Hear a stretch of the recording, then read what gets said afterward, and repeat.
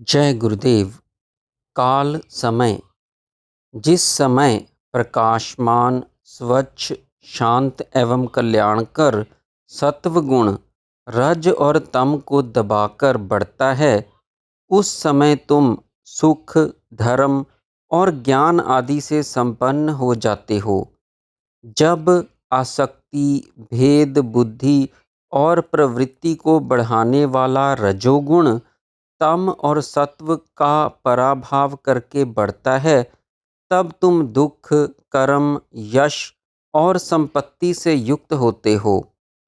जब अज्ञान आवरण वाला जड़ रूप तमोगुण सत्व और रज को जीतकर बढ़ता है, उस समय तुम शोक, मोह, निद्रा, हिंसा और आशा से युक्त हो जाते हो। जब चित्त प्रसन्न हो, इंद्रियां शांत और प्रकाश युक्त हों, देह निर्भय हो एवं मन अनासक्त हो, तब समझना कि मेरी प्राप्ति के स्थान सत्व गुण का आविर्भाव हुआ।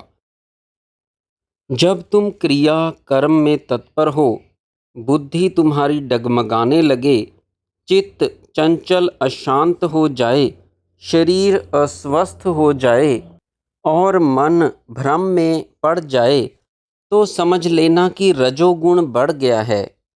जब तुम धारणा ध्यान करने में असमर्थ हो जाओ, अंतर आत्मा में तुम्हारा मन लगना ही न चाहे, आलस्य और तंद्रा से तुम्हारा मन मूर्ता को प्राप्त होकर शून्यवत अकर्मण्य हो जाए, अज्ञान तुम्हें आ घेरे, गलानी बढ़ने लगे, तुम अपने को भूल जाओ, तब समझना तुम्हारा सर्वनाश करने वाला तमोगुण बढ़ रहा है। सत्वगुण के बढ़ने से दिव्य शक्तियों का बल बढ़ता है। रजोगुण के बढ़ने से आसुरी वृत्तियों का बल बढ़ता है और तमोगुण के बढ़ने से राक्षसी वृत्तियों का बल बढ़ता है। सत्व के आश्रय से तुम दिव्य कर्म, धारणा, ध्यान, समाधि का परम सुख पाओगे। रजोगुण के आश्रय से अकर्म, ईर्ष्या, द्वेष, मान, बढ़ाई, दंभ, अहंकार करके मरोगे और तमोगुण के आश्रय से अनाचार, अत्याचार, व्याभिचार विकर्म करके नरक को जाओगे। क्रिया कर्म सत्व गुण के आश्रय से धारणा, ध्यान, योग, जप, तप, यज्ञ, दान, भक्ति, श्रद्धा आदि सात्विक कर्म करने वाले ब्राह्मण लोग सात्विक कर्म करके उत्तरोत्तर ऊपर ही ऊपर स्वर्गलोक, महरलोक, जनलोक, तपलोक और ब्रह्मलोक को जाते हैं।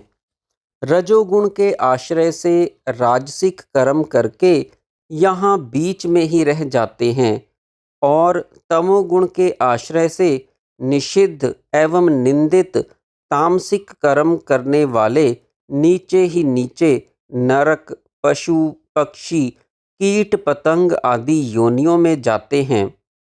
सत्व से जागृत अवस्था, रजोगुण से स्वपन और तमोगुण से सुषुप्ति अवस्था होती है।